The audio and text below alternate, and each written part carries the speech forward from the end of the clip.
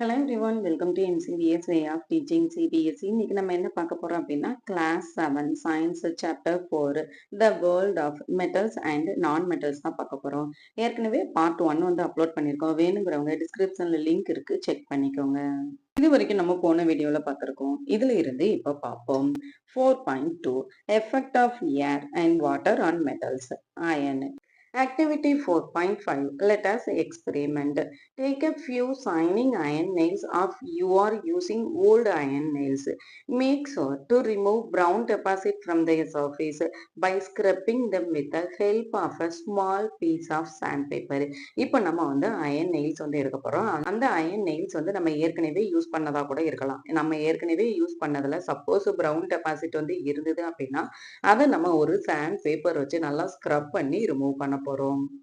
Take 3 clean dry glass bottles or test tubes with tight fitting caps or stoppers. Label them A, B and C. வந்து நமக்கு ஒரு 3 glass bottles or 3 dry test tubes வந்து வேணும். அந்த test tube or glass bottles வந்து நம்ம இந்த iron nails எல்லாத்துலயுமே இந்த பிக்சர்ல இருக்கிற மாதிரி நம்ம அந்த பாக்ஸ்ல போட்டு அதை நம்ம A, B, C அப்படின்னு சொல்லி மார்க் பண்றோம். 3 iron nails and tie each iron nail with a thread. இப்போ இந்த அயன் நெயில்ஸ் எல்லாத்தையுமே ஒரு த்ரெட் மூலமா நம்ம வந்து டை பண்ண போறோம், கெட்ட போறோம். Place one iron nail and some silica gel in the glass bottle A and tighten the cap or stopper. Silica gel makes the air dry. It is substance that is used in small pouches in some medicine bottles, water bottles, shoe box, etc. to keep them dry. இப்போ நம்ம A அப்படிங்கிறதுல வந்து fast நம்ம silica gel அப்படின்னு சொல்லி add பண்ண போறோம். இந்த சிலிக்கா ஜெல் அப்படிங்கிறது எதுக்காக ஆட் பண்றோம் அப்படின்னா அந்த பாட்டில ஏர் வந்து ட்ரை ஆகும். அந்த பாட்டில சப்போஸ் ஏதாவது ஏர் வந்து இருந்தது அப்படின்னா அந்த ஏரை வந்து ட்ரை ஆகும். இதை வந்து நம்ம நிறைய பவுச்ல மெடிசின் பாட்டில்ல வாட்டர் பாட்டில்ல கூட இந்த சிலிக்கா பேக்கெட்ஸ் வந்து இருக்கும். அது எதுக்காக அப்படின்னா ஏரை வந்து ட்ரை பண்றதுக்காக. Place one iron nail in the glass bottle B. Pour freshly boiled and cooled water to remove dissolved gases into it until the iron nail is completely dipped in it. Now pour some oil to form a layer over the surface of the water. The layer of oil on the surface of the water prevents the air from dissolving in the water. Cap the glass bottle tightly. இப்போ வந்து நம்ம B அப்படிங்கிற ஒரு பாட்டில் வந்து வச்சிருந்தோம்ல, அந்த பாட்டில்ல நம்ம boil பண்ண வாட்டர் அண்ட் கூல் வாட்டர் இது ரெண்டையுமே வந்து நம்ம போர் பண்ண போறோம்.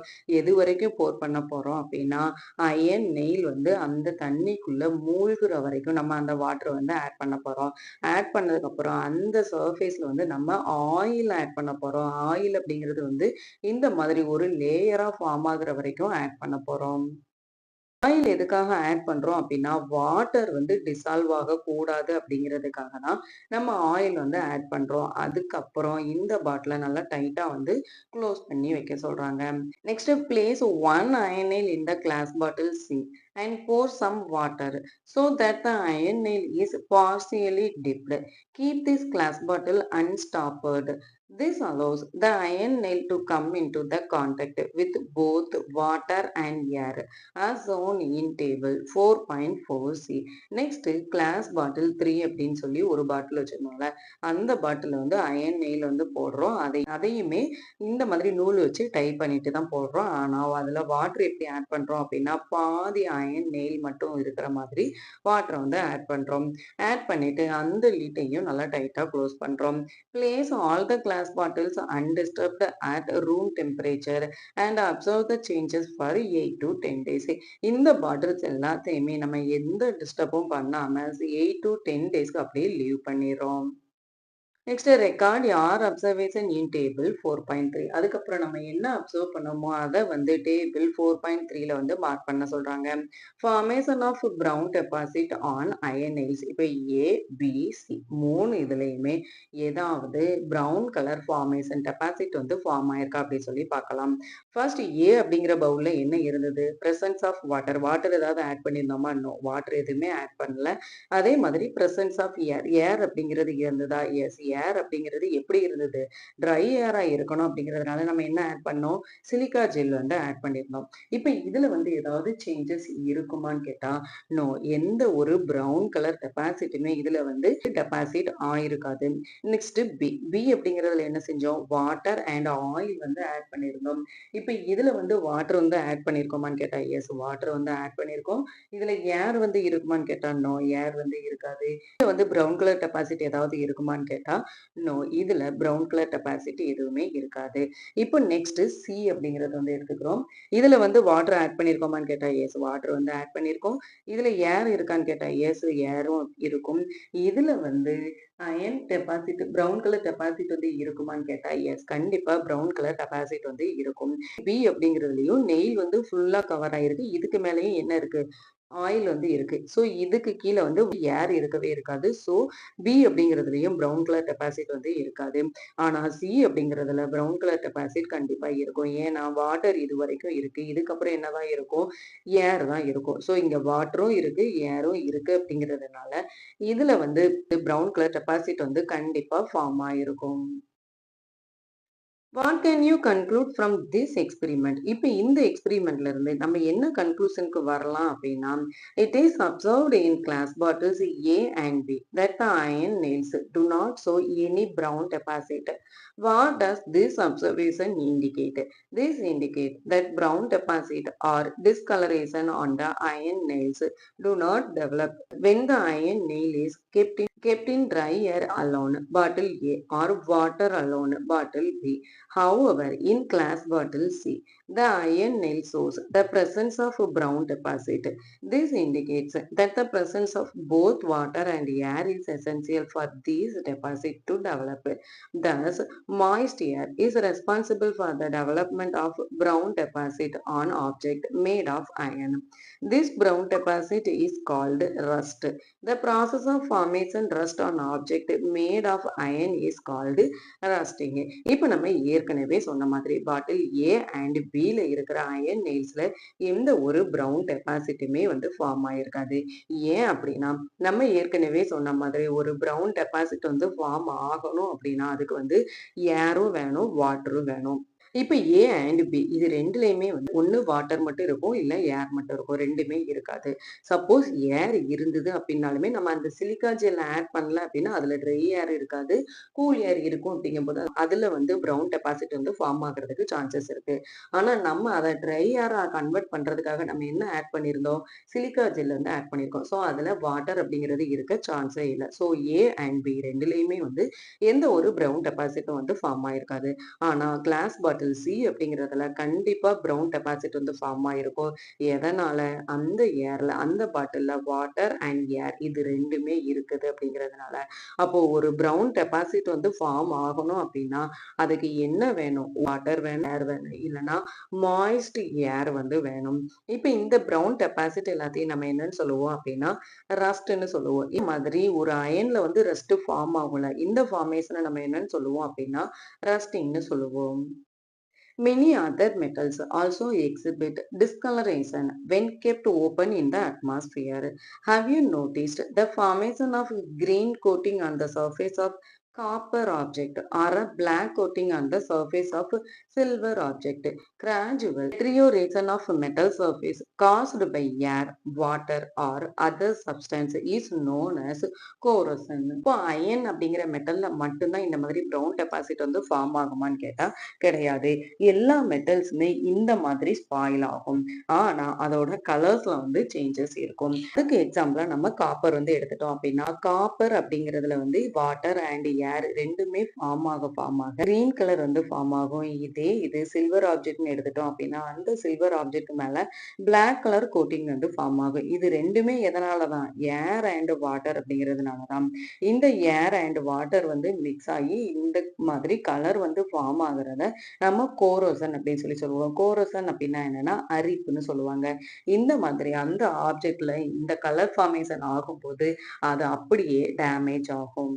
You know that rusting of iron is a serious problem in our country.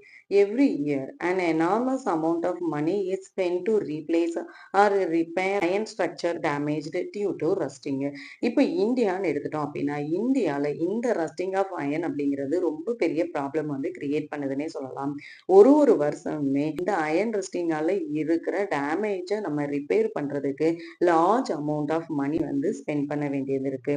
The rusting of iron can be prevented by several methods, such as painting, oiling, greasing, and applying protective layer of zinc metal on iron. Galvanization. We will learn more about this in higher grades. சரி அயன்ல ஏற்படுற இந்த rusting எல்லாத்தையுமே நம்ம prevent பண்ணணும் அப்படின்னா அதுக்கு சில methods இருக்கு. என்னென்ன மெத்தட்ஸால நம்ம இந்த அயன் ரஸ்டிங்ல இருந்து ப்ரிவென்ட் பண்ணலாம் அப்படின்னா பெயிண்ட் பண்றதுனால, ஆயிலிங் பண்றதுனால, கிரீசிங் பண்றதுனால, அதே மாதிரி நிறைய protective layer of zinc metal வந்து அயன் மேல கால்வனைசேஷன் பண்றது மூலமா இந்த மாதிரி அயன் ரஸ்டிங்ல இருந்து நம்மளால ப்ரிவென்ட் பண்ண முடியும். இந்த அயன் ரஸ்டிங்க பத்தி, இந்த ப்ரிவென்ஷன் பத்தி நம்ம இன்னும் ஹையர் கிரேட்ஸ்ல ரொம்ப டீப்பா வந்து லேர்ன் பண்ணுவோம். Fascinating fact the wonder of ancient Indian metallurgy. இப்போ வந்து நம்ம ஏற்கனவே என்ன சொன்னோம் அப்படிங்கிறதுல இந்த ரஸ்டிங் அப்படிங்கிறது ஃபார்ம் ஆகுறதுனால இந்தியாவில் வந்து நிறைய ப்ராப்ளம்ஸ் நிறைய மணி வந்து நம்ம ரிப்பேர் பண்ண வேண்டிய சுச்சுவேஷன் வந்துட்டே இருக்குன்னு சொன்னோம்ல. ஆனா the iron pillar of Delhi was made in the time of Chandragupta to more than 1600 years ago. It is about 8 meters high and weigh more than 1000 kilometers. What is interesting about this iron pillar is that despite all these years of facing wind, rainfall, and intense weather, it has barely any rust. In other words, it has been made in a way that it resists rusting. This tells us about the skills that were developed in metal technology in India. இப்போ டெல்லியில இருக்கிற ஒரு pillar இது வந்து எவ்வளவு இயர்ஸ்க்கு முன்னாடி இருக்கு அப்படின்னா 1600 இயர்ஸ்க்கு முன்னாடி சந்திரகுப்தா டூ அப்படிங்கிறவங்க பில்ட் பண்ணதுதான். இது வந்து எவ்வளவு ஹைட் அண்ட் வெயிட் இருக்கும் அப்படின்னா 8 மீட்டர்ஸ் வந்து இருக்கும். மோர் தென் 6000 கிலோமீட்டர் வரைக்குமே இருக்கும்னு சொல்றாங்க. அது மட்டும் இல்லாம இந்த பில்லர்ஸோட இன்ட்ரெஸ்டிங் ஃபேக்ட் என்ன அப்படின்னா இந்த பில்லர்ஸ் மேக் பண்ணி எவ்வளவு இயர்ஸ் ஆச்சு? 1600 இயர்ஸ் ஆச்சு. இந்த இவ்வளோ இயர்ஸ்ல நிறைய வின்ஸ் வந்து இந்த அயன் பில்லர் வந்து ஃபேஸ் பண்ணியிருக்கோம். அதே மாதிரி நிறைய ரெயின்ஃபால் ஃபேஸ் பண்ணியிருக்கோம். அதே மாதிரி இன்டென்ஸ் வெதர் நிறைய ஃபேஸ் பண்ணியிருக்கோம். ஆனா கூட இதுல எந்த ஒரு ரஸ்ட்டுமே ஃபார்ம் ஆகவே இல்லை. இதுல மட்டும் ரஸ்ட் ஃபார்ம் ஆகவே இல்லை அப்படின்னா இந்த பில்லர் மேக் பண்ணும் போதே ரஸ்ட்டுக்கு ஆப்போசிட்டா நிறைய கெமிக்கல்ஸ் வந்து ஆட் பண்ணி தான் இந்த பில்லர் வந்து மேக் பண்ணியிருக்காங்க. இதுல இருந்துதான் நம்ம மெட்டல் டெக்னாலஜில வந்து எவ்வளவு டெவலப்டா இருக்கும் அப்படிங்கிறத நம்ம வந்து தெரிஞ்சுக்க முடியுது. 4.3 Effect of air and water on other metals. Activity 4.6 Let us investigate. Demonstration activity. Take a magnesium ribbon about 3 to 4 centimeter long. Clean it by rubbing with a piece of sandpaper. இப்போ நம்ம வந்து ஒரு magnesium ribbon வந்து எடுத்துக்கிறோம். அந்த magnesium ribbon வந்து 3 to 4 centimetres long வரைக்கும் இருக்கிற மாதிரி எடுத்துக்கிறோம். அந்த மெக்னீசியம் ரிப்பனை வந்து நம்ம ஒரு பீஸ் ஆஃப் சாண்ட் பேப்பர் வச்சு நல்லா ரப் பண்றோம். Hold it with a pair of dongs. Ignite the other end using a spirit lamp or a candle. இப்போ வந்து நம்ம ஒரு டோம்ஸ் இதை தான் வந்து நம்ம டோம்ஸ்ன்னு சொல்லுவோம். இந்த டோம்ஸ் மூலமா அந்த மெக்னீசியம் ரிப்பனை வந்து ஹோல்ட் பண்ணி அந்த ரிப்பனோட ஒன் எண்ட்ல கேண்டிலோட லேம்ப்ல வந்து நம்ம காட்டுறோம். Let the magnesium ribbon burn. இப்போ அந்த மெக்னீசியம் ரிப்பன் வந்து பேர்ன் எரிய ஆரம்பிக்கும். What do you observe? அப்படி எரியும் போது நீங்க என்ன அப்சர்வ் பண்றீங்க? You must have observed that magnesium ribbon burns with a dazzling white flame and changes into a white powder collected on a watch glass. This powder is a magnesium oxide. It is formed due to the reaction between magnesium and oxygen present in the air. இப்போ இந்த magnesium ரிப்பனை நம்ம burn பண்ணும்போது நெருப்பு அப்படின்னா அது என்ன கலர்ல தான் எரியும்? எல்லோ கலர்ல எரியும், அப்படி இல்லைன்னா ப்ளூ கலர்ல எரியும். ஆனா நம்ம மெக்னீசியம் ரிப்பனை வந்து பேர்ன் பண்ணும்போது ஒயிட் கலர்ல தான் அந்த நெருப்பு வந்து எரியும்.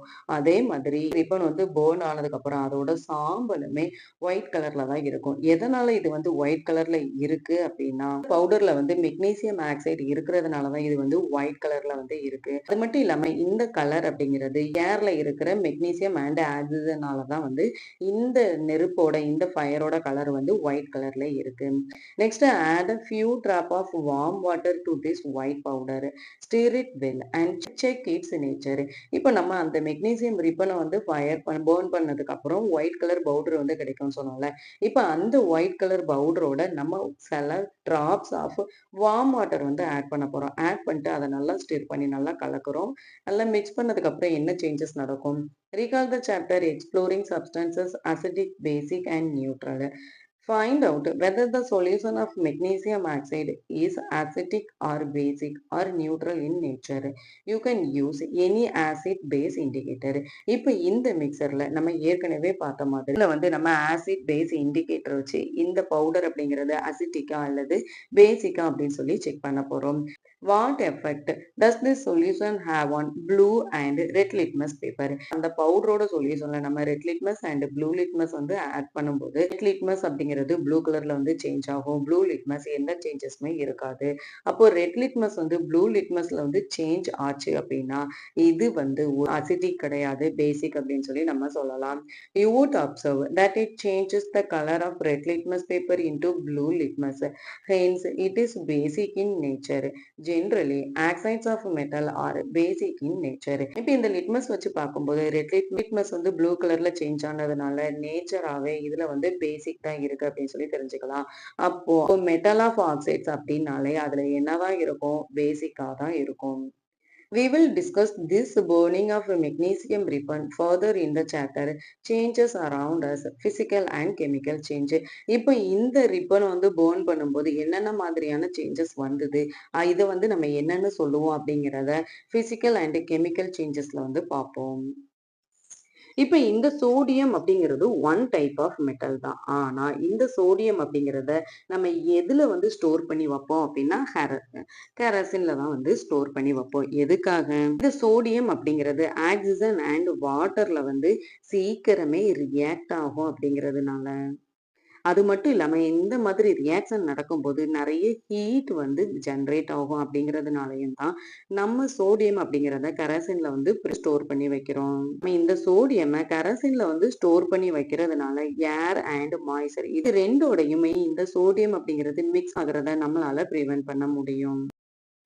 இப்ப இந்த ஆக்சைடு அப்படிங்கிறதுல என்னென்ன நேச்சர் வந்து இருக்கும் அப்படிங்கிறத நம்மளால ப்ரிவென்ட் பண்ண முடியுமா? Let us now discuss some substances that do not behave like metals. இப்ப நம்ம ஏற்கனவே பார்த்தோம்ல சோடியம். சோடியம் அப்படிங்கிறது என்னதுதான்? மெட்டல் தான். ஆனாலும் அது மெட்டல் மாதிரி இருக்குமான்னு கேட்டா கிடையாது. இந்த மாதிரி நிறைய சப்ஸ்டன்சஸ் வந்து மெட்டல்னு சொல்லுவோம். ஆனா அது மெட்டலுக்குள்ள எந்த குவாலிட்டியுமே அதுல இருக்காது. அப்படி என்னென்ன திங்ஸ் வந்து இருக்கு அப்படின்னு சொல்லி பார்ப்போம். 4.4 Substances that behave differently from metals in air and water. Activity 4.7 Let us experiment. Demonstration activity. Take a small amount of powdered sulfur in a deflagrating spoon. It is a long handled metal spoon used in experiments to safely heat and burn substances. Figure 4.7a. If deflagrating spoon is not available, you may take a metallic cap of any bottle, wrap a metallic wire around it, and give it the shape as shown in figure 4.7b. Deflagrating spoon அப்படின்னா என்னன்னா இந்த மாதிரி லென்த்தா இருக்கிறது தான் நம்ம டிஃப்ளக்ரேட்டிங் ஸ்பூன்னு சொல்லுவோம். Suppose உங்ககிட்ட இந்த ஸ்பூன் இல்லை அப்படின்னா ஏதோ ஒரு பாட்டிலோட மெட்டாலிக் கேப் எடுத்து அதை மெட்டாலிக் ஒயரால ரேப் பண்ணிட்டு ஒரு ஹேண்டில் மாதிரி வந்து வைக்கணும். எதுக்காக இந்த ஸ்பூன் வந்து நம்ம எடுக்கிறோம் அப்படின்னா நம்ம யூஸ் பண்ற இந்த பவுடர்டு சல்ஃபர் இது எல்லாமே வந்து ரொம்ப ஹீட்டா இருக்கும், அதே மாதிரி பேர்னும் ஆகும். அதனாலதான் நம்ம இந்த மாதிரி டிஃப்ளக்ரேட்டிங் ஹேண்டில் வந்து லென்த்தா இருக்கிற ஸ்பூன் வந்து யூஸ் பண்றோம். Heat it on a flame, and as soon as the sulfur starts burning, introduce the deflagrating spoon into a gas jar or glass tumbler. Cover the jar or glass tumbler with a lid to ensure that the gas produced does not escape. இந்த ஸ்பூனை வந்து நம்ம heat பண்றோம். அப்படி heat பண்ணும்போது அந்த ஸ்பூன்ல இருக்கிற sulphur வந்து சீக்கிரமாவே ஹீட் பேர்ன் ஆக வந்து ஆரம்பிச்சிடும். அப்படி பேர்ன் ஆனதுக்கு அப்புறம் கிளாஸ் டம்ளரா அல்லது ஒரு கிளாஸ் ஜார் எடுத்து இந்த ஸ்பூனை அந்த ஜார்ல வச்சு ஒரு லிட்டு வச்சு நம்ம க்ளோஸ் பண்றோம். Remove the lid after 3 to 4 minutes and take out the deflagrating spoon. Add a small quantity of water into the gas jar. Quickly place the lid back and shake it so that the gas dissolves. அதுக்கப்புறம் அந்த லிட்டை வந்து நம்ம 3 to 4 மினிட்ஸ்க்கு அப்புறம் எடுத்துடுறோம். எடுத்ததுக்கப்புறம் இதில் வந்து water add பண்ணுறோம். வாட்டர் ஆட் பண்ணி இதை நல்லா சேக் பண்ணுறோம். அப்படி சேக் பண்ணும்போது இந்த கேஸ் எல்லாமே வந்து டிசால்வ் ஆயிரும். Again recall the chapter exploring substances acidic, basic and neutral. Using an acid base indicator, check whether the solution obtained after the addition of water to the gas jar is acidic or basic or neutral. இப்போ திரும்ப நம்ம ஏற்கனவே use பண்ணோம்ல acid base indicator, அதை வச்சு இந்த water வந்து நம்ம செக் பண்றோம். அப்படி செக் பண்ணும்போது இது அசிட்டிக்கா இருக்குமா பேசிக்கா இருக்குமா, வாட் டு யூ அப்சர்வ், அது என்னவா இருக்கும்? சொல்யூஷன்ல வந்து ரெட் லிட்மஸ் பேப்பர்ல வந்து எந்த சேஞ்சஸும் இருக்காது. ப்ளூ லிட்மஸ் பேப்பர் வந்து ரெட் கலர்ல சேஞ்ச் ஆகும். அப்போ இதை நம்ம அசிட்டிக் அப்படின்னு சொல்லி சொல்லுவோம். You would observe that it is acetic in nature. இது நேச்சராகவே இதுல வந்து அசிட்டிக் இருக்குன்னு சொல்லுவோம். On burning sulfur in air, oxygen, sulfur dioxide gas is formed. On dissolving sulfur dioxide gas in water, sulfurous acid is formed. First வந்து நம்ம என்ன எடுத்தோம், sulphur அப்படிங்கிறது எடுத்தோம். இந்த சல்ஃபர் அப்படிங்கிறது வந்து பேர்ன் ஆனதுக்கு அப்புறம் அந்த சல்ஃபர்ல இருந்து சல்ஃபர் டை ஆக்சைடு வந்து ஃபார்ம் ஆகும். அப்படி ஃபார்ம் ஆனதுக்கு அப்புறம் நம்ம அந்த சல்ஃபர் டை ஆக்சைடு என்ன செய்யறோம், வாட்டரோட மிக்ஸ் பண்றோம். அப்படி வாட்டரோட மிக்ஸ் பண்ணும்போது நமக்கு சல்ஃபரஸ் ஆசிட் வந்து ஃபார்ம் ஆகும். அப்போ ஃபர்ஸ்ட் நம்ம என்ன எடுத்தோம், சல்ஃபர் அப்படிங்கிறது எடுத்தோம். அந்த சல்ஃபர் வந்து நம்ம ஹீட் பண்ணும்போது சல்ஃபர் டை ஆக்சைடா வந்து ஃபார்ம் ஆச்சு. அப்படி சல்ஃபர் டை ஆக்சைடை நம்ம வாட்டரோட மிக்ஸ் பண்ணும்போது இது சல்ஃபரஸ் ஆசிடா ஃபார்ம் ஆச்சு. Does sulfur behave in water the same way metals do? இப்ப நம்ம சல்ஃபரை மெட்டல்ஸ்ல வச்சு ஹீட் பண்ணி அதுக்கப்புறம் வாட்டர் ஆட் பண்ணும்போது இந்த சேஞ்சஸ்லாம் வந்தது இல்லையா? இப்ப இதே மாதிரி சல்ஃபரோட நம்ம வாட்டரை மட்டும் ஆட் பண்ணோம் அப்படின்னா இதே சேஞ்சஸ் வந்து வருமா? Activity 4.8 let us explore. Take some sulfur powder in a glass tumbler. ஒரு கிளாஸ் டம்ளர்ல வந்து நம்ம சல்ஃபர் பவுடர் வந்து எடுத்துக்கிறோம். Add a small amount of water to it. இதோட நம்ம வாட்டர் வந்து ஆட் பண்றோம். வாட் டு யூ அப்சர்வ், ஏதாவது சேஞ்சஸ் இருக்குமா? நோ, இதுல எந்த ஒரு சேஞ்சஸுமே இருக்காது. You may have noticed that there is no reaction when sulphur is placed in water. நம்ம சல்ஃபரை மட்டும் வாட்டர்ல வந்து பிளேஸ் பண்ணும்போது எந்த ஒரு ரியாக்ஷனுமே இருக்காது. அப்ப எப்பதான் ரியாக்ஷன் இருக்கும், சல்ஃபரை நம்ம மெட்டலோட ஆட் பண்ணி அதுக்கப்புறம் வாட்டர் மிக்ஸ் பண்ணும்போது தான் ரியாக்ஷன் வந்து இருக்கும். Substances like sulphur and phosphorus behave differently with air and water than metals. Phosphorus is stored in water as it catches fire when exposed to atmospheric air. These substances are usually soft and dull in appearance. They are neither malleable nor ductile, and they are not sonorous. They are also poor conductors of heat and electricity. They are called non-metals. Their oxides are acidic in nature. இப்ப நம்ம sulphur and phosphorus வந்து எடுத்துட்டோம் அப்படின்னா மெட்டல்ல வந்து ஒரு மாதிரி react ஆகும், அதே மாதிரி வாட்டர்ல ஒரு மாதிரி ரியாக்ட் ஆகும். இப்ப பாஸ்பரஸ்ன்னு எடுத்துட்டோம் அப்படின்னா அதை கண்டிப்பா வாட்டர்ல தான் வந்து நம்ம ஸ்டோர் பண்ணி வைக்க முடியும். ஏன்னா அட்மாஸ்பரிக் ஏர்ல இருக்கிறதுனால அட்மாஸ்பரிக் ஏரோட இந்த பாஸ்பரஸ் மிக்ஸ் ஆகும்போது ஃபயர், நெருப்பு வர்றதுக்கு வாய்ப்பு இருக்கு. அதனால பாஸ்பரஸை எப்போதுமே நம்ம வாட்டர்ல தான் வந்து ஸ்டோர் பண்ணி வைப்போம். இப்ப இந்த சல்ஃபர் அண்ட் பாஸ்பரஸ் இது ரெண்டுமே பாக்குறதுக்கு அப்பியரன்ஸ் எப்படி இருக்கும் அப்படின்னா ரொம்ப சாஃப்டா அண்ட் டல்லா தான் இருக்கும். அதே மாதிரி இது வந்து மேலபிள், வளையிற மாதிரியும் இருக்காது. டக்டைல், நீளமா ஆக்குற மாதிரியும் இருக்காது. அதே மாதிரி சொனாரஸ், சவுண்ட்ஸும் இதுல எந்த சவுண்ட்ஸுமே வராது. அதே மாதிரி சல்ஃபர் அண்ட் பாஸ்பரஸ் இது ரெண்டுமே வந்து poor conductors of heat and எலக்ட்ரிசிட்டின்னு சொல்லுவோம். அதனால இந்த சல்ஃபர் அண்ட் பாஸ்பரஸ் இது ரெண்டையுமே நம்ம நான் மெட்டல்ஸ்ன்னு சொல்லுவோம். இந்த மாதிரி ஆக்சைட்ஸ் இருக்கிற எல்லாமே வந்து நேச்சராகவே அசிட்டிக்கா தான் இருக்கும். Some other nonmetals are oxygen, hydrogen, nitrogen, carbon, etc. These must not be confused with materials such as plastic, glass, wood, rubber, and paper. These materials are not classified as metals or non-metals because they are not elements. இதே மாதிரி இன்னும் நிறைய non-metals வந்து இருக்கு. For example oxygen, hydrogen, nitrogen, carbon இது எல்லாமே வந்து non-metalsக்கான எக்ஸாம்பிளா நம்ம சொல்லலாம். இப்போ மெட்டீரியல்ஸ்னு எடுத்துட்டோம் அப்படின்னா நம்ம plastic, glass, wood, rubber, paper இது எல்லாமே தான் சொல்லுவோம் இல்லையா? ஆனாலுமே இந்த மெட்டீரியல்ஸ் எல்லாத்தையுமே வந்து நம்ம மெட்டல்ஸாவோ நான் மெட்டல்ஸாவோ அல்லது ஒரு எலமெண்ட்ஸாவோ கூட நம்ம கேரி பண்றது கிடையாது. Metals and non-metals are subcategories of substances called elements. An element is a substance that cannot be broken down into simpler substances. Presently, 118 elements are known. These elements are basic building blocks of all matter. Some are naturally occurring, while others are artificially made in the laboratory and do not exist in nature. You will study more about elements in higher grades.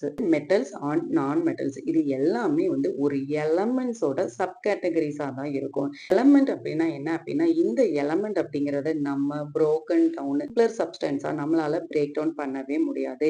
இப்ப வரைக்கும் மொத்தம் எவ்வளவு elements இருக்கு அப்படின்னா 118 elements வந்து இருக்கு. இந்த elements எல்லாமே தான் எல்லா மேட்டர் எல்லா திங்ஸுக்குமே ஒரு பேசிக் பில்டிங் பிளாக்ஸா வந்து இருக்குன்னு சொல்லலாம். இதுல வந்து எல்லா எலமெண்ட்ஸுமே நேச்சுரலாவே இருக்கான்னு கேட்டா கிடையாது. இதுல சில எலமெண்ட்ஸ் வந்து நேச்சரா இருக்கும். இன்னும் சில எலமெண்ட்ஸ் வந்து லேபரேட்டரியில நம்மளே மேக் பண்ற மாதிரி இருக்கும். இப்ப நம்ம 118 எலமெண்ட்ஸ் வந்து இருக்குன்னு சொல்றோம்ல, அந்த எலமெண்ட்ஸ் எல்லாம் என்ன என்ன அப்படிங்கிறத இன்னும் அடுத்தடுத்த கிரேட்ஸ்ல வந்து நம்ம பார்க்கலாம். Next 4.5 are non metals essential in everyday life. இப்ப நம்ம மேல வந்து மெட்டல்ஸ் அப்படிங்கிறது நம்மளோட டே டு டே லைஃப்ல நிறைய தேவைப்படுது, நிறைய யூஸ் பண்ணிட்டே இருக்கோம்னு பார்த்தோம். அதே மாதிரி நான் மெட்டல்ஸ் அப்படிங்கிறதும் நமக்கு தேவையா? You often observe many metals in your day to day life because of their distinct properties such as their lustrous nature, heat and electrical conductivity and high strength. However, this would not give an impression in your mind that non-metals are not important in our lives. இப்ப நம்மளோட டே to டே லைஃப்ல metals வந்து ரொம்ப பெரிய role வந்து play பண்ணுதுன்னு சொல்லிட்டோம். அதுவும் எதுக்காக?